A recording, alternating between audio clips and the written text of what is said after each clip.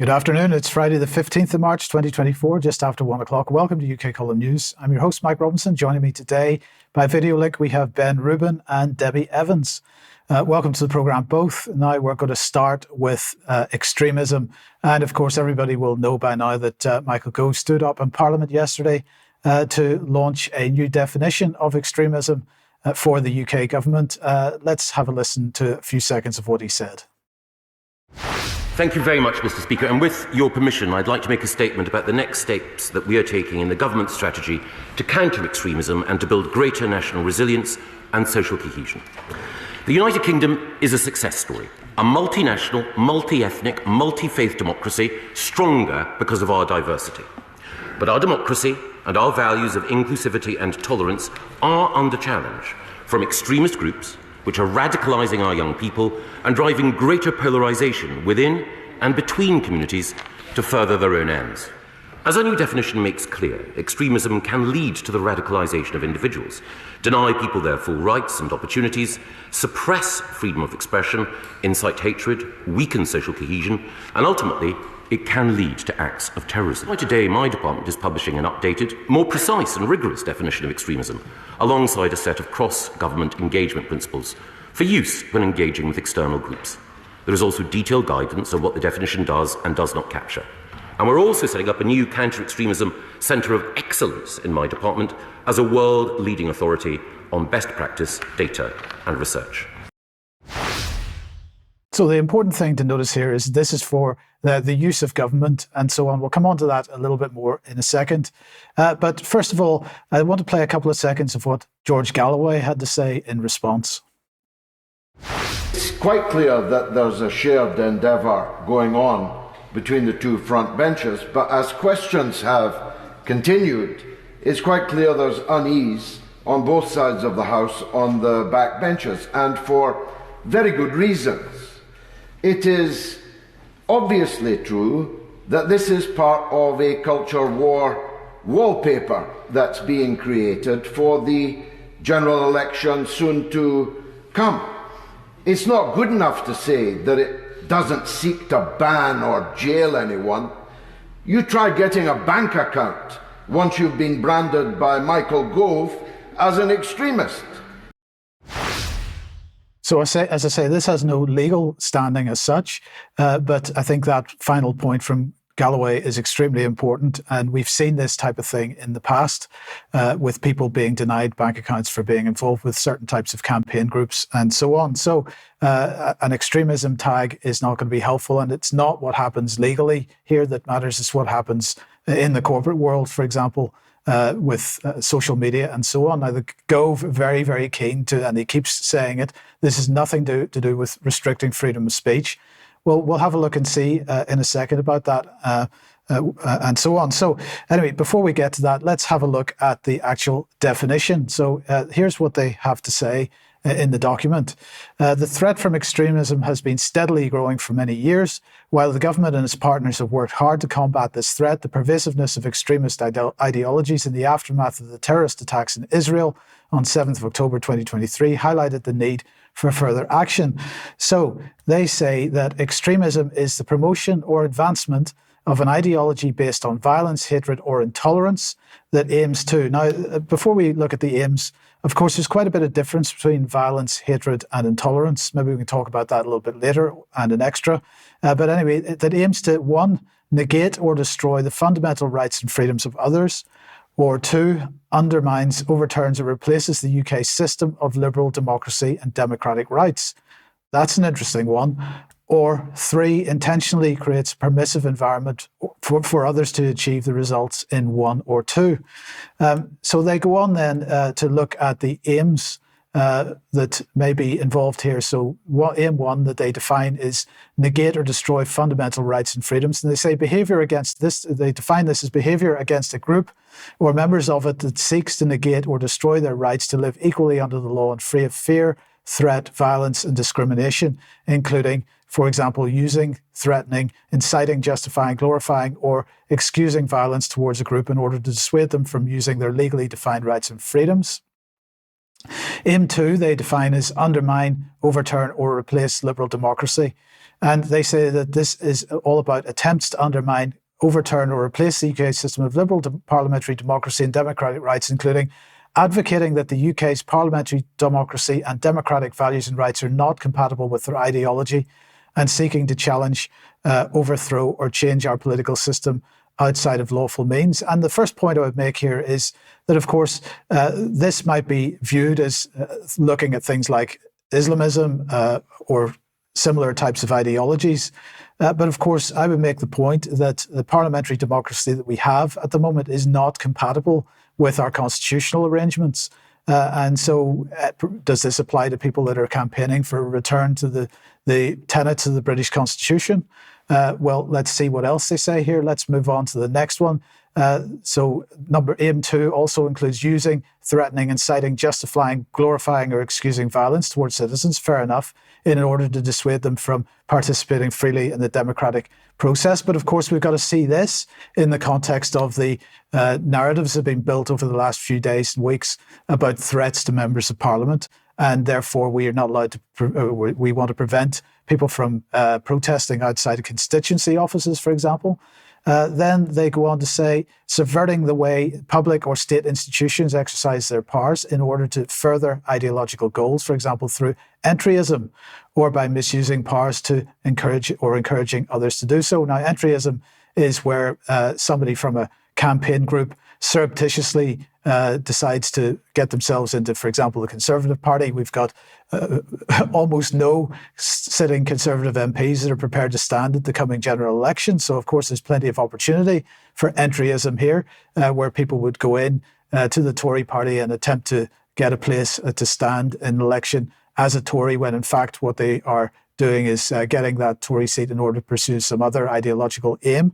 And then aim 2 continues by going on to say, using, threatening, inciting, justifying, glorifying, excusing violence towards public officials, including our armed forces, police forces, and members of local, devolved, or national legislatures in order to dissuade them from conducting their obligations freely and fearlessly without external influence. We sort of covered that already. And here's the kicker for me: establishing parallel governance structures which, whether or not they have formal legal underpinning, seek to supersede the lawful powers of existing institutions of state. So this government and this parliament, because this is absolutely supported by the Labour Party as well, is panicking about people sidelining the parliament that sits because they no longer believe in what it stands for, and setting up their own parallel institutions, whatever that be, schools, hospitals, whatever it happens to be. They do not want this to take place. That is viewed as extremism, and they are not going to support that in any way, shape or form. Aim 3 then is all about enabling the spread of extremism. And they define that as intentionally creating a permissive environment for behaviour in Aim 1 or Aim 2, including providing an uncritical platform for individuals and representatives of groups or organisations that have demonstrated behaviour in either Aim 1 or Aim 2. This doesn't just apply to Islamism or whatever your bête noire is of the day. This applies to everybody. It goes on to say the dissemination of extremist propaganda and narratives that call for behaviour in either Aim 1 or 2. Well, just by coincidence, of course, Hope Not Hate just happened to put their latest State of Hate 2024 report out on the same day, at the same time that this announcement was being made by government. I asked myself then, did they get heads up that government was going to announce this on this particular day? UK column featured in this report, as it usually is. And I just want to mention this article here from David Frost, the former civil servant. The fight back against people who hate Britain has begun. This isn't just about people that would be classified as hating Britain.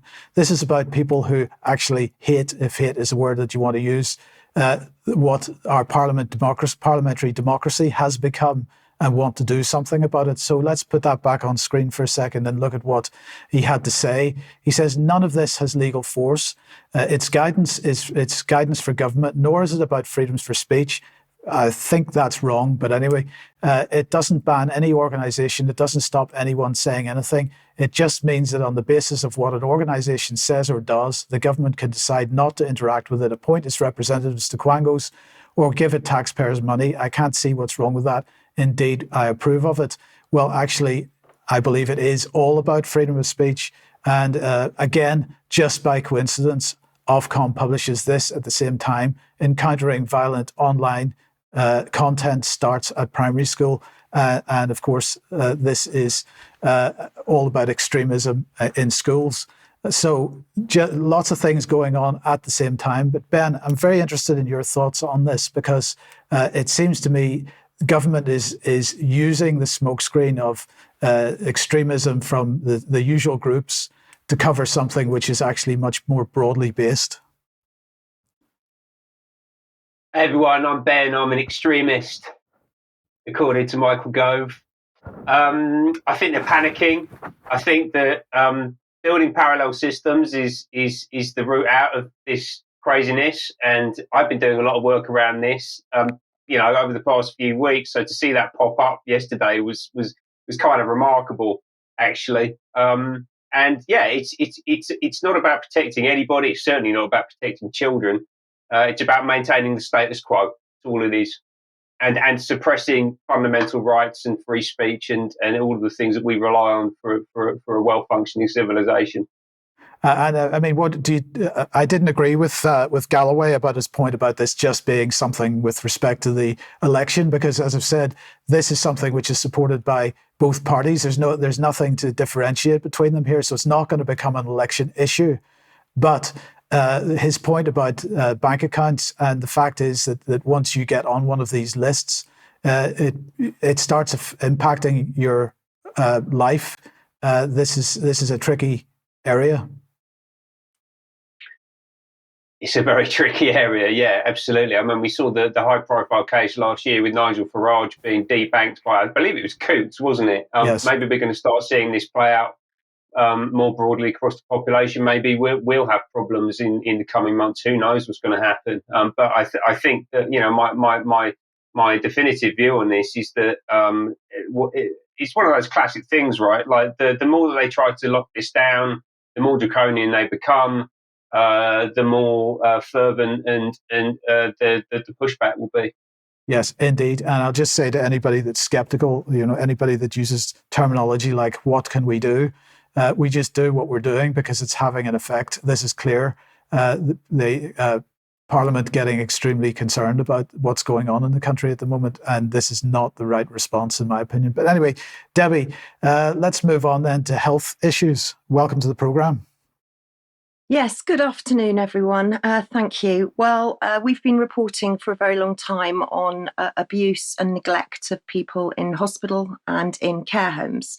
And indeed, we've just interviewed one of our very own UK column viewers and subscribers, Hilary, about the treatment that her mum received in hospital. And that interview will be going out in the next couple of weeks, so please watch for it. But this next article from The Independent, I can say now that actually they're starting to catch up.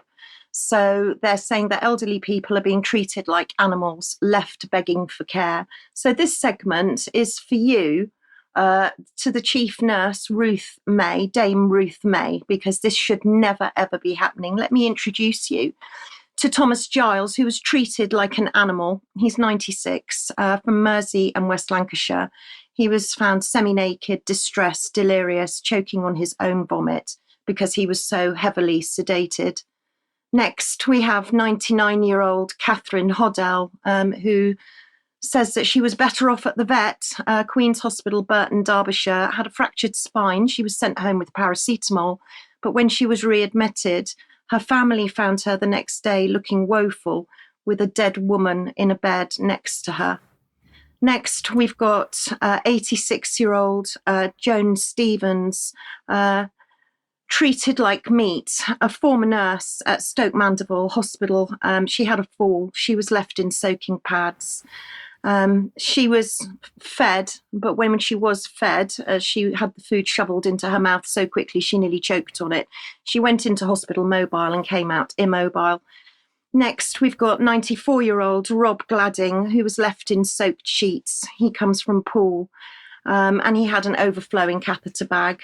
This is just simply heinous. This should never be happening. It would never be happening on my watch. So going on from there, let's look at AstraZeneca. AstraZeneca have now invested £650 million in Cambridge Life Sciences cluster and Liverpool vaccine manufacture. And AZ are set to be working with the UK HSA. I can't see that working out well. But let's remind ourselves, AstraZeneca, Sir Pascal Soriot, who has received the Terra Carta seal. And let's remind ourselves that AstraZeneca are very busy convening global health leaders to accelerate action on climate. So we very much have a partnership with King Charles. And for those of you that are watching No Smoke, the Green King, you might find this interesting because, of course, AstraZeneca and Sir Pascal are part of King Charles's climate task force. So staying on vaccines, the UK HSA have just published or posted the latest video on children's vaccines. And what I find so disturbing about this very short video is this is children as trusted messengers promoting vaccines to other children. Let's have a look. Our generation's risk of illnesses, like measles and whooping cough, is rising. If we're not vaccinated, We're not protected. and could get seriously ill. Risk of lifelong disabilities. Are your child's vaccines up to date? I find that advert very disturbing. And just to conclude this health segment, Sir Christopher Whitty, our Chief Medical Officer, has been popping up again at Gresham, and he's been delivering a lecture this time, as we had warned you just before Christmas. He's busy talking about earthquakes, tsunamis and volcanoes. And in particular, he was focusing on the UK. And with regards to earthquakes, he says that earthquakes can occur in many places, but most are small. And we do have a few small earthquakes in the UK, but he felt the need to highlight that. And then he also wanted to focus on tsunamis and tsunamis in Cornwall. So as I'm in Cornwall, I better be careful, hadn't I? And he was referring to the Cumbre Vella volcano in the Canary Islands. But let's just look at or listen to what he had to say, a very short clip from his lecture. So the tsunami that occurred in Indonesia was the largest one in recorded history, but they've occurred multiple times through history. They're most well described in Japan, which actually named tsunamis. But you can also get tsunamis occurring in Europe, and I've just chosen the Lisbon tsunami of 1755. So this was a major earthquake followed by a tsunami, and the tsunami went through Portugal, out to the Azores, went along North Africa, France, and actually hit Cornwall, where it was described as having a wave of about 3 meters, still very large, and great loss of life. Numbers are not clear. So you can certainly get tsunamis affecting here. In deeper history, we've had very major tsunamis occurring in the UK, for example, from landslides in Norway, falling off large mountains. The Canary Islands, in theory, could cause a tsunami at the other side of the UK. So any country that has got a coast potentially is at risk of tsunami from somewhere else. Debbie, I think that Chris Whitty, as Chief Scientific Officer, should be more worried about the tsunami of poo that comes out of our water companies these days. I have a lot to say on poo. Maybe we can talk about it in extra. But what does Chris Whitty know that we don't, perhaps? Good question. Okay, now, Ben, let me welcome you back to the programme then. And we're talking about AI, but we're beginning with Tortoise Media. Going on at the minute about AI. What is it? How do we deploy it? And how do we regulate it, importantly? Tortoise Media are right in the centre of this, and they're right in the centre of a lot of the discussion going on in the country at the moment. We're going to be talking about them quite a bit this year. So they're a new news business set up in 2018 by a bunch of former BBC and Times newspaper people. Their mantra is slow down and wise up. The idea is that this is a counterpoint to the rapidly accelerating 24/7 news cycle. It's actually, kind of what's required, but unfortunately their editorial direction is certainly not one that we'd agree with. And actually, this is really a way of buttressing and reinforcing the rapidly deteriorating globalist mainstream media narrative being put forward by people like Michael Gove. So they're a modern media org. They've got a website, as you would expect. You can look at articles, podcasts, videos, books, stores, basically what UK Column are doing, but with a very different editorial line, as I was saying. I believe that the Tortoise name is a reference to the mascot of the Fabian Society, which was used up until the 1960s. And the Fabians are a not-so-secret society of Marxists working to implement a single global government. Sounds very familiar, doesn't it? They're funded, extremely well funded. Right. Sorry, Ben, just to clarify, this is Tortoise funding, not Fabian Society funding. This is Tortoise, yes, exactly. Yeah, this is Tortoise funding through strategic partnerships with a bunch of big international corporations and government bodies. They sit right in the thick of this bunch of international money.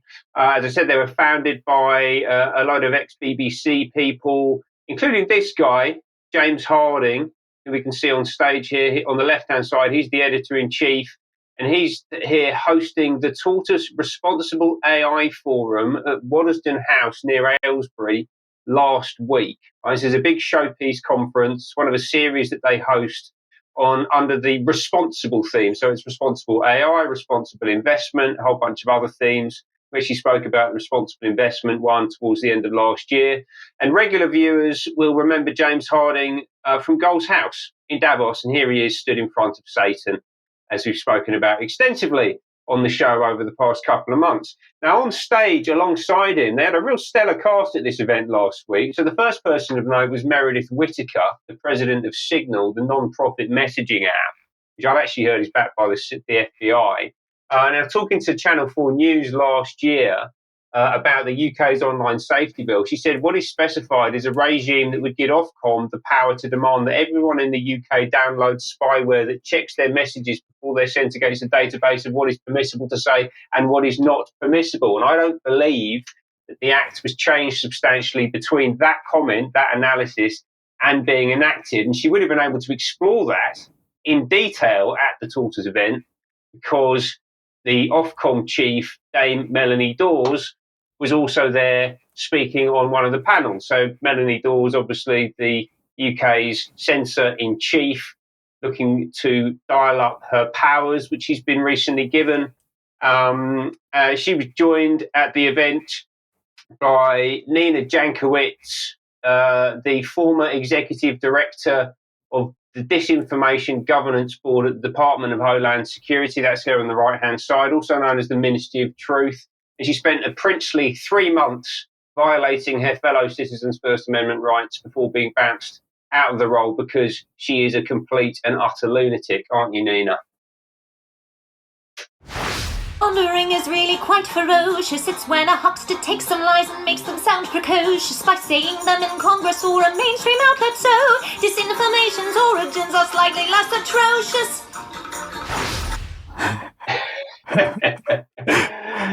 Oh dear, that's a slightly longer video, but it got cut off for some reason. I don't know why. So Nina, you're a nutter, but you spend your time, and this is the provenance. These are the people getting invited in by Tortoise and a whole bunch of other people to talk about the regulation of artificial intelligence. But then, as an extension of that, free speech, how society runs, and there are a bunch of highly strung liberal women at the centre of this discussion. Nina Jankowicz is just an exemplar of that, and she goes around nowadays speaking at events like this one, how to be a woman online. You've got to deal with gendered digital hate, harassment, and violence. So there's this idea. I think it was actually we saw it in the one of the videos shown earlier. This idea that what you're encountering online is violence or hate. It's not violence. It's derision. Nina, we're laughing at you and we're picking holes in your absurd, poorly informed worldview, and you hate that, which is why it feels like hate. Yeah. Who else was there? Imad Mostak, the CEO of Stability AI, one of the big AI companies, who had a bit of a drama this week because they were caught stealing data from a competitor. Yeah, and actually you can see here this little quote from LinkedIn. The entire business model for AI is based on copyright infringement, right? So this company had actually hacked into one of its competitors' platforms to gather information. Not very responsible, right? But he's being invited to these events, right? And nobody was talking about this at the event, so far as we know. This is all done behind closed doors, by the way. Like, there's no recording of these discussions. We don't know what was agreed, what was specified, what plans were set out. It's extremely unaccountable. Who else was there? Finally, last but not least, Matt Clifford, who I spoke about last week, is the chair of ARIA, the UK DARPA, who's working to radically transform the lives of your children using a bunch of your taxpayer money. And just this week, ARIA has announced a new £42 million fund to redefine the current compute paradigm and deliver AI at 1,000th of the cost in order to facilitate the global digital control grid that these people are building and that they're getting together at Waddesdon House to talk about. Yeah, lots of big conversations going on behind closed doors, but who's controlling it? As we said, this was at Waddesdon Manor. This is a palatial pile in Buckinghamshire, which is owned by the Rothschild Foundation. So all of this is happening under the auspices of the Rothschild family. In fact, James Harding's post thanked them as the sole partner to the event. These are the sensible discussions that are being led by Tortoise Media. Where does that take us to? It takes us directly to Israel, right? So the Rothschild family have their foundation. It has a counterpart in Israel called Yad Hanadiv. You can actually see here, if you flick back one, actually, Mike, we can get this up on screen. You see the Rothschild Foundation on the left-hand side, Yad Hanadiv on the right-hand side. They use the same mark, logo, crest, whatever you want to call that. The 5 arrows bundled together, tied up with ribbon.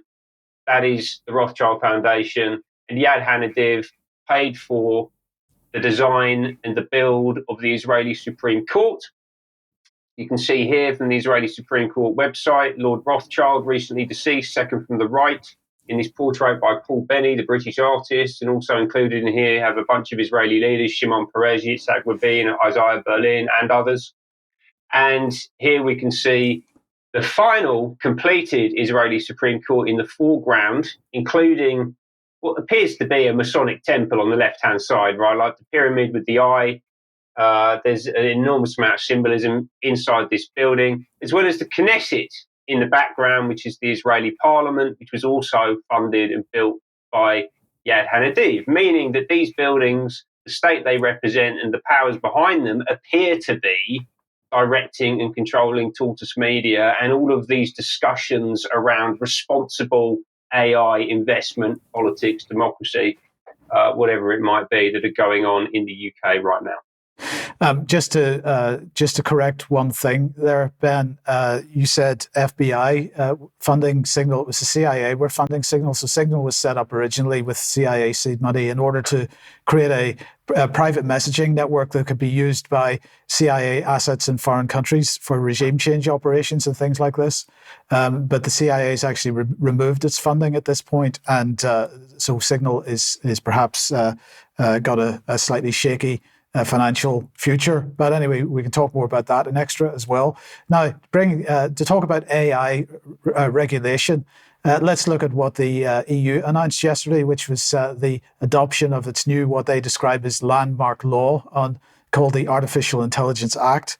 Let's just have a look at what the Internal Market Committee's representative is saying about this. Thanks to Parliament, that's the European Parliament, unacceptable AI practices will be banned in Europe and the rights of workers and citizens will be protected. The AI office will now be set up to support companies to start complying with the rules before they enter into force.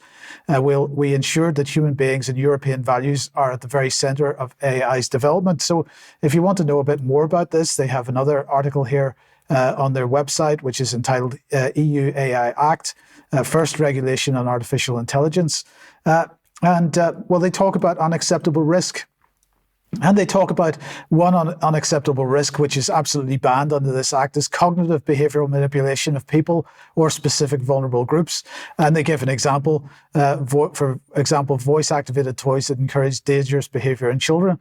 I'm going to give another example. Would it rule out what SpyBee did in the UK during COVID, which was to use the media to increase a sense of personal threat. This is exactly what the EU has apparently banned now with respect to AI, but that doesn't stop it happening, of course, in general. Let's just bring that back on screen and move back to the next unacceptable risk: social scoring, classifying people based on behavior or socio-economic status or personal characteristics. So AI can't do that. So this seems to be ruling out the possibility of some kind of social credit system, which is AI-driven.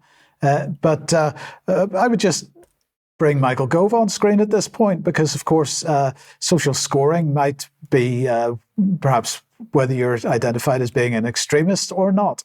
But apparently in the EU, AI is going to be prevented from doing this, but not in the UK, I would suggest, because we don't have any of this kind of regulation. The next unacceptable risk: biometric identification and categorization of people, and real-time and remote biometric identification systems, such as facial recognition. We're running as fast as we can in this country to implement this kind of stuff. But the EU has apparently banned it. I will believe that when I see it, but that seems to be in the act at the moment. But what are we doing here in the UK? So let's put that back on screen and have a look at what the Council for Science and Technology and also the US equivalent at the Office for the President of the United States are up to. They're saying that they've issued yesterday a joint statement on science and technology, and they're saying the world faces complex and interconnected risks, from climate change to biodiversity loss to aging societies. The COVID-19 pandemic illustrated the complexity of hazards that transcend national borders and the critical role of science and technology in identifying, preparing for, and mitigating global risks. They went on to say that the two organizations in this joint statement thus met on the 14th of March 2024 in Washington, D.C. to discuss matters of shared interest. We focused on the role of science and technology in responding to global challenges and the potential for the UK and USA to deepen cooperation around emerging technologies such as artificial intelligence. And they also said that they recognize other topics of importance to the bilateral UK-US science and technology relationship, and identified the following areas of mutual interest: energy security and climate change, healthcare, synthetic biology, public trust and engagement with science and technologies. That last one is really particularly interesting because, again, they're really concerned the public are not trusting they're being told with respect to science and technology. But the underlying undercurrent of all this is artificial intelligence. So sticking with the UK then, the AI agenda is moving on because the EU may be trying to regulate to some degree, but in the UK we're not. So we are now using AI fraud detection tools with respect to sanctions. So they're looking at 18,000 sanctions records, including those issued in response to Russia's invasion of Ukraine. And therefore, they're going to be using AI to look at 1,000 World Bank debarment records as well, including entities debarred from World Bank contracts. And they're going to use that AI to try to track what's going on there. But the question is then, what should the UK government be doing with respect to AI? Let's have a listen to Ruth Kelly from the National Audit Office and see what she has to say on this. Artificial intelligence could transform public services, and government believes AI could save taxpayers billions of pounds per year by improving productivity. Our report looked at how AI is currently being used in government and what its plans are for future AI use across departments. We surveyed government bodies, and we found that while AI is not yet widely used, 70% of surveyed bodies are piloting or planning AI use. Some examples of where it might be used include analyzing digital images, automating routine checks, and summarizing text. If government is to realize the benefits of AI, it will not only need to adopt new technology, but also change business processes, address data quality, and update aging IT systems. It's also crucial that government tackles skills gaps and the risks of unreliable or inaccurate outputs from AI. We're recommending that government's overall programme for AI adoption is ambitious, and that it supports this programme with a realistic plan to tackle barriers to AI's use. So they're aiming for an ambitious use of AI within government, and you'll notice there that she mentioned specifically analysing digital images. Would those be facial recognition images? She didn't specify. We'll keep an eye on this. We'll talk a lot more about this in Extra. Okay, let's move on. If you like what the UK Column does, you would like to support us, please go to support.ukcolumn.org. All the options for helping us out are there. And we do need your support to keep doing what we're doing. So please head over there if you possibly can. You could pick something up at the UK Column shop. But please share anything you find on the various platforms, especially ukcolumn.org, ukcolumnextracts.co.uk. Debi, your new blog is up. Yes, and that actually tandems in very nicely with the last segment that you did, actually, Mike, on AI, because are hospitals going to be automated in the future? Will we see the presence of human beings in hospitals? Maybe not. A little bit about parrot fever. NHS staff are now blaming us, the public, for discrimination. And also, if you do happen to be a shopper at the North Face and you want 20% discount, you'll now have to take an ethnic and diversity course before you're allowed the discount to your shopping. And more. Okay, thank you, Debi. And just final thank you to everybody that signed up for the Climate Science Masterclass with David Siegel. You can find out more about that at climatecourse.ukcolumn.org. But anybody that has already got a ticket for that, he will be in touch today or tomorrow with more details. As I say, we're opening a second time slot. So Tuesday, 7 p.m. is as planned is the first time slot. There'll also be a Thursday time slot as well. But you'll hear from him in the next couple of days. If you don't hear from him in the next couple of days and you've organised to join us for this, please contact us, because I think there's at least one person whose email address bounced. So we if you did sign up for that, please do get in touch if you don't hear anything from us in the next day or so. Okay, Debi, back to you and life sciences. Life sciences, yes, indeed. And we're going to be talking about Professor Sir John Bell, who's the Regius Professor of Medicine, University of Oxford. And he is the architect and the champion, if you like, of the UK Life Sciences programme. So here we've got the Life Sciences Industrial Strategy update, just to show you that he's the architect and he wrote the foreword. However, he's stepping down from his role in Oxford now, and Oxford University announced it just recently in February. Regius Professor of Medicine Sir John Bell to step down from Oxford role. And then they went on to very proudly tell you about his achievements. Well, I'd like to tell you a little bit more about Sir John Bell's achievements, because they haven't quite put everything in. So let me tell you that Sir John is 71. He's Canadian. He has Canadian and British citizenship. He was born in Canada. He studied medicine on the back of a Rhodes Scholarship. He went to Magdalen College, Oxford. And then here are some of the names that he's been involved with, and just to give you a flavour of who he is. So we're talking about the Institute of Molecular Medicine. We're talking about the Wellcome Trust. He founded the Wellcome Trust Centre for Genetics. He's the non-executive director of Roche Pharmaceuticals. He served on the scientific advisory board at AstraZeneca. He's a trustee now of the Rhodes Trust. He's also a member of Cancer Research UK. He's head of Genomics England. He's a member of the Jenner Institute, and he attended the 2013 Bilderberg. So you're getting a bit of a flavour of how important in the life sciences agenda Sir John Bell is. But recently, he's been saying that we could be heading for another pandemic. And this article in the Express, ex-COVID chief makes stark admission about the future. We'll definitely get another pandemic. Isn't that reassuring? But the revolving doors keep on coming. And if you do go back to my blog, and I always try to include as much about these people as I can in my blog, so please check up on them. In 5th of March, you can see that I've written about him there, and he's had all sorts of involvement. The revolving door spins. Johnson & Johnson, AstraZeneca. He had to sell £773,000 of shares in Roche because he was doing a deal with the government on testing. So, I mean, the revolving door is absolutely immense. But he was appearing at the Select Committee, and I've just got some short clips because Sir John Bell isn't backward in coming forward. So he was talking about the Moderna deal, about vaccines. Let's see what he said. So I think because, to be honest, we did really well with vaccines in this pandemic. We had two types of vaccines. We had the viral vectors, we had the mRNA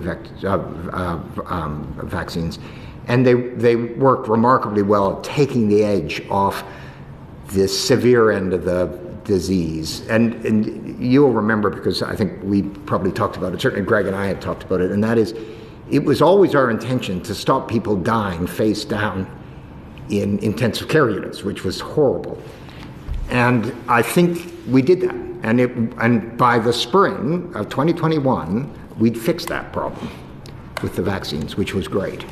But the truth is, there's a lot about the vaccines we don't know, and we still don't know. And as time goes on, we're kind of getting a better sense. So they don't really stop transmission of the virus. They're not very durable. The mRNA vaccines, durability, 5-6 months? These are not great vaccines. So we need good vaccines for that and other respiratory pathogens. But everybody sort of said, oh, well, we fixed that, and we've sort of walked away. And first of all, I think the Moderna deal is an interesting deal. I chair their advisory group, so I'm quite close to them. They're a great company. They've done a good job. But that's not the answer. You can't go, tick, we've now done vaccines. Oh, my goodness me, you can't. And what is interesting is that the pandemic has spurred a renewed interest in developing new platforms for vaccines that could be fantastically powerful, but they don't seem to have any traction in the UK. So, for example, there's some beautiful work coming out of Pam Bjorkman's lab at Caltech, and that is, if you take nanoparticles and you put a mosaic of a whole range of different coronaviruses on a single nanoparticle, then antibodies can cross-link to two different types of coronaviruses or different variants of the coronavirus. And what that does is it makes the antibodies that you generate not directed at the highly variable bits of the virus, but at the conserved bits of spike. So the chances of being able to get a response which protects you against a whole range of coronavirus, not just COVID-19, but also all the other sarbecoviruses, the chance of getting that is quite high. So who's doing that in the UK? Well, I don't get it, actually. There really isn't much going on. And even though the Spycatcher platform, which is what they're all using, guess what? Came out of Oxford. Mark Howarth and others. So, I think these are all examples of us perhaps losing the plot a bit on where we could get to.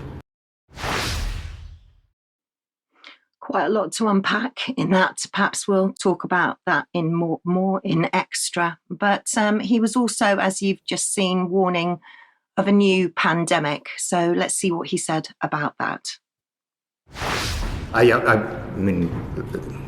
bet the house on it. It's definitely going to happen. So everybody should just get used to that.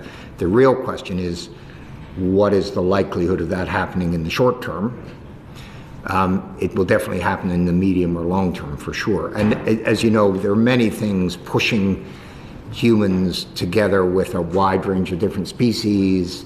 We're doing a lot of things that are very high risk. Climate change is not going to help with that because insects are moving all over. So, some of the better estimates suggest that there's a 20 or 30% chance of having another pandemic in the next 15 or 20 years. That's a big number. Now, whether it's a really profound pandemic or one that's not so bad, I think we have to wait and see. But it seems inconceivable to me that we won't have another big event. Sorry, Debbie, I'm trying to keep my face straight here. Insects are moving all over, yeah, including into our food supply. I mean, this guy is off his head. Yeah, exactly, which is why it's very important for people to watch the select committees. And it's why we try to watch them and pick them apart, because clearly he's lost the plot. He admitted it. He's lost the plot. My next clip, what I'm going to say to everybody watching is, do not adjust your sets. Don't reboot what you're watching. Don't adjust your volume. There is a reason that I'm showing you this next clip, because I have a lot of questions for Sir John Bell. And when he starts talking about the MHRA, my ears prick up. So let's see what he said about the MHRA. In many of our inquiries, we've looked at the regulatory framework, and of course that the flexibility has really enabled the work to come forward to get a vaccine into people's arms quickly. What has happened since, and what does have to happen to ensure that we've got that future preparedness in the regulatory framework? Yeah, again, regulator did a great job. I think there's no question MHRA was a stunningly good regulator. But as you also know that because of they moved the EMA to Europe, the regulators actually lost quite a lot of resource. They shrunk their capacity. And one of the things that I'm very worried about is we're now subcritical in terms of the number of people we have with bums on seats in the regulator.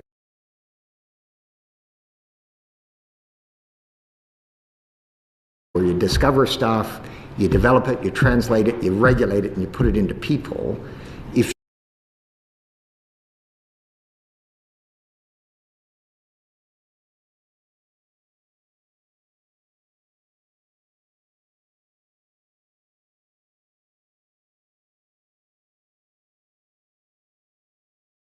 you do need resource for a regulator to work in this modern world, and I think we do need to look quite hard about whether we are giving them enough resource to keep them in the right place. What did he say? What happened? So thank you to Kenny from our technical team, who sent an email and said that we were watching the Health and Social Care Committee, and it went blank and what was happening, and there was no sound. We'd gone to look for the transcript of the meeting, but we couldn't find it. And then all of a sudden, after that was sent, the transcript appeared. So here's the transcript, the Health and Social Care Committee that was held on the 4th of March. And the next slide, you'll see the highlighted piece of what we didn't hear and what we didn't see. And it would appear that Sir John has a different idea about the MHRA to the one that I have, because what he's saying is that there's a risk that by not funding the MHRA and by not giving them the resources that they need and by not putting bums on seats, i.e. filling job vacancies, then the MHRA was in a very dangerous place and we need to keep them in the right place. But I heard at the MHRA board meeting that they had a £4 million surplus, and also that they had no job vacancies, all their jobs were filled, and everything in the MHRA department was fine and rosy. So I've got a lot of questions, and especially for Sir John Bell, perhaps he's not being informed properly. I don't know. Well, maybe he's not being informed properly. Maybe he's not being informed properly by the MHRA. Maybe the question should go to them as well. So thank you, Debi, for that. But the question is, we began the program talking about extremism and the alleged potential for damaging our democracy, in inverted commas. Ben, there's a bit more going on, perhaps. There's a lot more going on, isn't there? Yeah, I think the one of the most important words is innovation. The introduction of new things. Everyone's talking about innovation. So John Bell was talking about innovation in pharmaceuticals. We're seeing it in technology. We're seeing it in ideologies. And one of the best examples I've come across recently is the open source DIA platform from Ukraine. So DIA, I think I'm saying that correctly, is a digital government platform. It was launched in 2020. It allows Ukrainian citizens to access state services. So things like driving license, passport have all been digitized. But it is also integrated into the war effort as well. So you can report enemy movements, you can report damage to buildings, and this is all no doubt linked into the AI systems being run by Palantir on behalf of the Ukrainian government. And they've now open sourced it. So Mikhailo Fedorov, the Minister of Digital Transformation, made this statement. From now on, DIA is an open source product. Governments interested in Ukrainian digital transformation experience are more than welcome to study, improve and implement DIA's code. Big step for our team in Ukrainian tech community. IT professionals will be able to create something similar to DIA or with the same core logic as DIA. He then went on to say, open source is one of the world's top practices. For example, European COVID-19 certificates, European Digital Identity Wallet, Linux, Android, MySQL companies also work as open source products. I hope the Ukrainian digital experience will help other governments to build their own states in a smartphone. DIA opens for the world.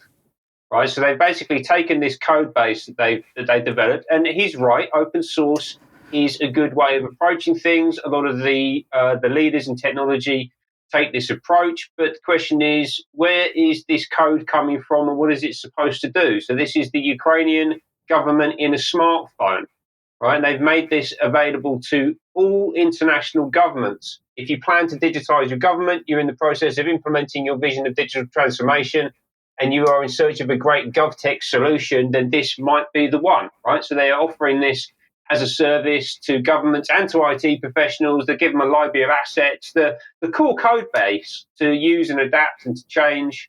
That includes the front end, so the actual application experience that you have as a citizen, as a user, which if you bring the slide up, you can see there on the left-hand side, so that's what the driving license looks like. But then also, really importantly, the back end, the core logic and how data moves into and around the system. And if you think about code, a really good way of thinking about code is that it is law, right? So technology defines the fundamental processes that underpin our core societal systems in government and elsewhere. And what the Ukrainians, who sit right at the center of global plans to build back better after the pandemic, with all that money from people like BlackRock flowing around, all of the interests from global governments, they are looking to take their code, their law, make it available and have that distributed as an innovation more broadly across different countries, right? So you can think of this as a Trojan horse, the way that I see it, right? So you got Mikhailo Fedorov. Look at me, I made a meme, Mum. Check me out. I'm on the internet doing bits. Look, he's brought his gift, the open source deer, to the nation states, but inside is the NWO. That's absolutely what that is. It's how I see it. So that's one example. Let's have another look at a different example, this time here in the UK, focused on social housing, remote monitoring, and the whole net zero agenda.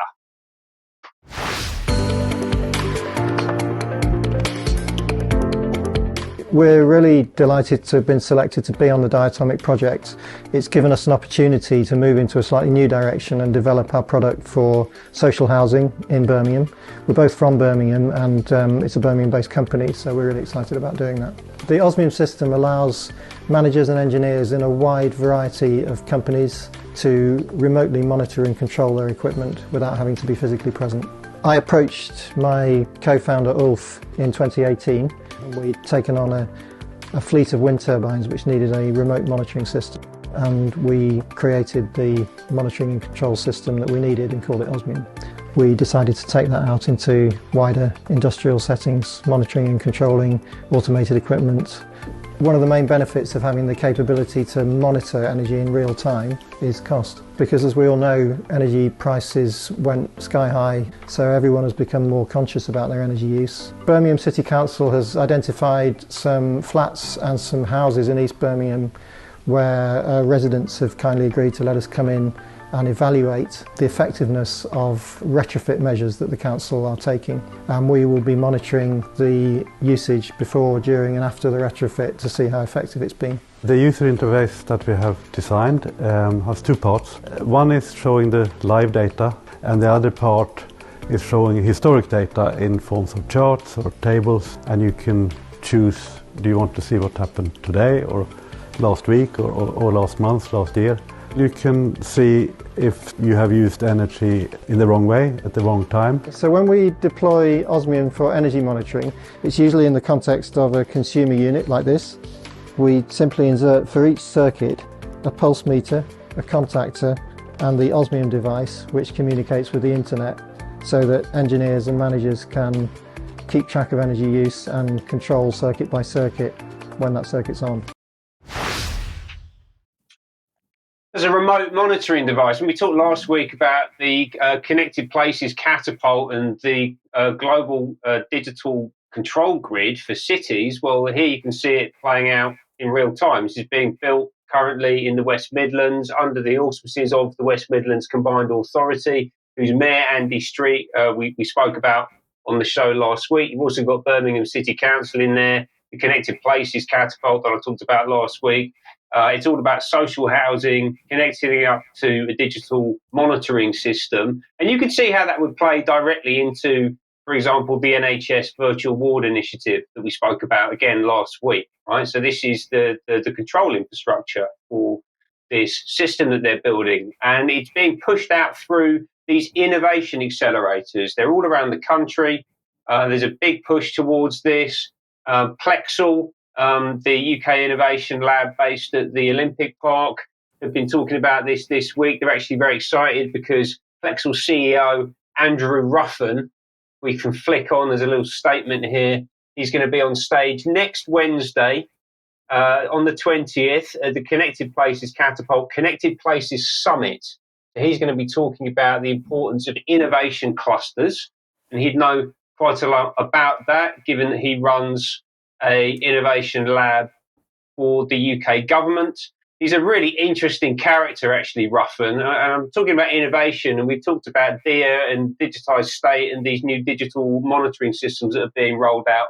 But that's being enabled by innovation in ideology, actually. So Andrew Ruffin came onto my radar last year as the chairman of My Life, My Say, which is the UK youth charity currently indoctrinating the nation's young people into extreme left-wing political ideologies. Is directly connected to, amongst other organisations, the Tony Blair Institute for Global Change, obviously, NCS, which is chaired by David Cameron, Sadiq Khan's office as the Mayor of London, but also the Rothschild family, 2 branches. So they've got R&Co 4 Generations, which is the Rothschild family based out of Paris, and then also Tortoise Media, who we spoke about earlier, who are directly linked to the UK-based Rothschild family, as well as the US State Department, and via Plexel, where Andrew Ruffin, as we've just spoken about, is the chief executive, into a number of government departments, including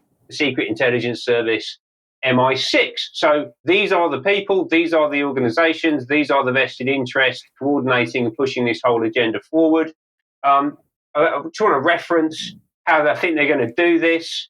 We talked a lot about democracy and the rule of law and all that kind of thing, extremism earlier on today. Well, MLMS, I believe, is working night and day to derail our democratic process. They ran this event in 2021 called the Common Futures Forum. Note the language, common futures, common purpose, all this stuff ties together.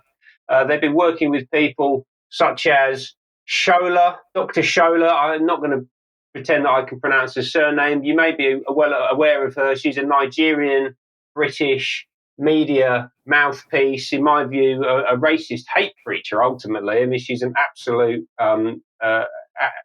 firebrand of a left-wing commentator. And she was joined on that panel by Al Sharpton, who is essentially the same thing, but from a couple of generations earlier on from the US. I'm sure you'll all be familiar with Al Sharpton. And he's actually been in the country over the past couple of weeks, hanging out with Lord Woolley, who is, amongst other things, the principal of Homerton College, Cambridge. And I think that Ruffin, MLMS, Plexel, Connected Places, Catapult are all conspiring to do some radical and extreme and transformational things to the country. Thank you, Ben. So we began with extremism. We've ended with extremism. Well, actually, we haven't quite ended because there's another example of extremism. Debi. There is. I'm going to whiz across the pond to Tennessee at the House Health Committee. This is Bill 1894. Now, if a food source has a human a pharmaceutical product. Right. Debi, sorry, Debi, you dropped out there. Just say that again. Just start off with if a food source. Right.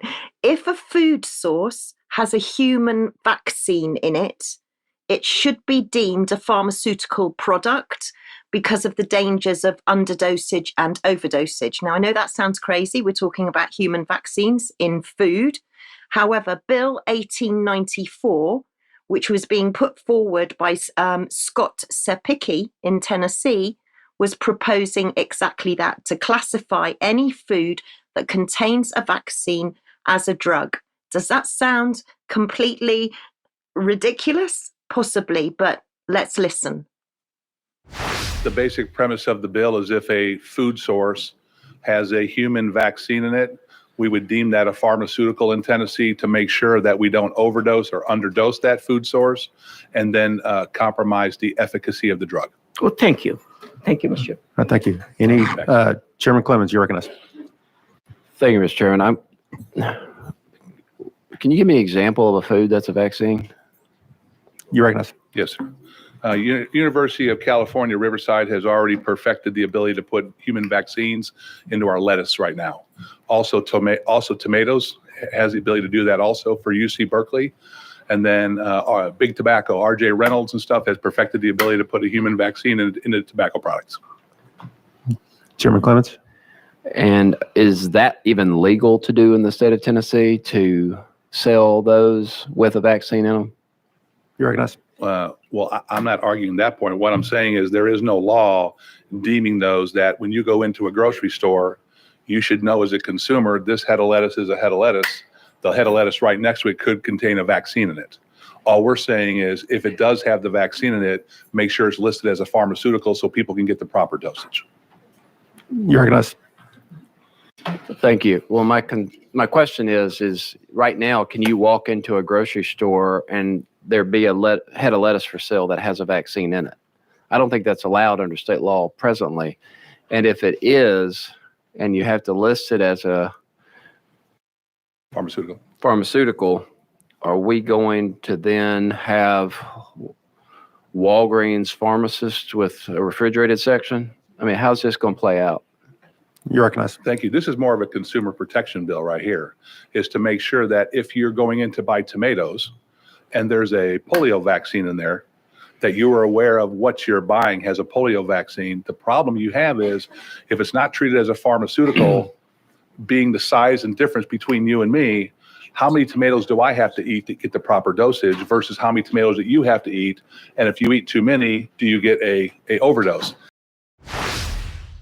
So, Debi, at first glance, this might seem like a completely ridiculous assertion or suggestion, but we're already being softened up for it. So, aside from the mass medication of fluoride in water supply, if you remember a couple of years ago, the UK government announced the mass medication of the entire population that eats bread because they've started putting folic acid in bread because folic acid has an impact on pregnant women. So in order to, instead of taking a supplement, they just eat bread.